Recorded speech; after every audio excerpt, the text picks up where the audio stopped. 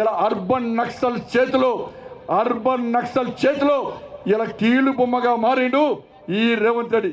విద్యా కమిషన్లో కానీ అనేక నామినేటెడ్ పోస్టుల్లో ఇలా అర్బన్ నక్సల్స్ భావజాలం ఉన్న వ్యక్తులను తీసుకొచ్చి వాళ్లకు నామినేటెడ్ పోస్ట్ ఇచ్చిన మంత్రివర్గంలో సగం మంది అర్బన్ నక్సల్స్ భావజాలం ఉన్నోళ్ళే.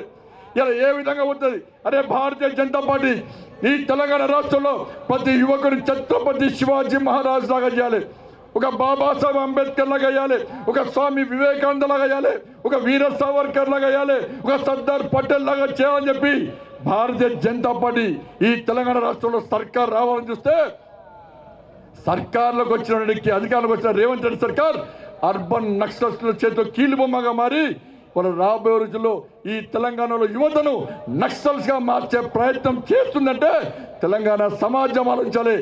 మీరు స్వామి వివేకానంద, ఛత్రపతి శివాజీ, సర్దార్ పటేల్, బాబాసాహెబ్ అంబేద్కర్, జ్యోతిరావు పూలే కావాలనుకుంటున్నారా, లేకుంటే అర్బన్ నక్సల్స్ గా మారాలనుకుంటున్నారా? తెలంగాణ సమాజం ఒక్కసారి అంచాలి.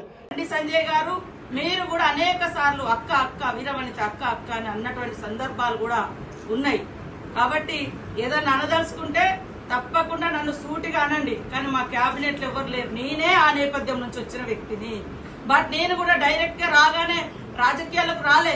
5 ఏళ్లు కష్టపడి చదువుకుంటూ ఇదే మహబూబాద్ కోర్టులలో కేసుల చుట్టూ తిరిగి, హన్మకొండ కోర్టుల కేసుల చుట్టూ తిరిగి, ఏ కోర్టులలో అయితే నేను నక్సలైట్ ముద్దాయిగా ఎదుర్కొన్నానో అదే కోర్టులలో 5 ఏళ్ల తర్వాత నల్లకోట వేసుకొని లాయర్ గా నిలబడ్డ తర్వాత ఎన్నికల్లోకి రావడం జరిగింది. ఇది భారత రాజ్యాంగం డాక్టర్ బిఆర్ అంబేద్కర్ గారు ఇచ్చినటువంటి గొప్ప అవకాశం. దీన్ని మీరు ఇవాళ ఈ రకంగా మా క్యాబినెట్ ముద్ర వేసి ఆ రకంగా నాదేమని ఉంటే నన్నే అనండి, అందరిని ఎందుకు అనడము? కాబట్టి అంటే 1 ఇయర్ నుంచి కూడా చాలా బాధ అనిపిస్తుంది. అరే మేము ఎక్కడి నుంచో వచ్చి ఈ రకంగా ఎదుగుతే కూడా తట్టుకోలేక వెనుక ఉండే శక్తులు, ముందట ఉండే శక్తులు ఎంతసేపు తొక్కిపడేద్దాం.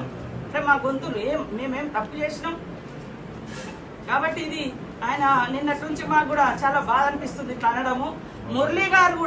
మురళీ సార్ కూడా ఆయన ఒక కలెక్టర్ గా పనిచేసిండు, అవకాశం ఇవ్వకూడదా? మీరంటే మతాల పేరు మీద, కులాల పేరు మీద మనుషుల మధ్య అంతరాలు తెచ్చి విద్వేషాలు, విధ్వంసాలు సృష్టించే వాళ్ళని అందరూ ఎక్కిస్తున్నారు. కానీ మా రాజకీయ జీవితంలో అలాంటి మచ్చలేం లేవు.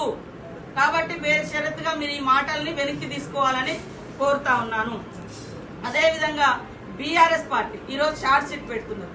అయ్యా మేము 6 గ్యారంటీలతో మోసం చేయలే, మేము అమలు చేస్తున్నాం. మాకంటే ఎక్కువ కూడా మీరు గ్యారంటీలు ఇచ్చారు. మేము 400 గ్యాస్ ఇస్తామంటే మేము 500 గ్యాస్ ఇస్తామంటే మీరు 400కే ఇస్తామని. అసలైన తొలి వెలుగు. ఫాలో వాట్సాప్ @తొలి వెలుగు official.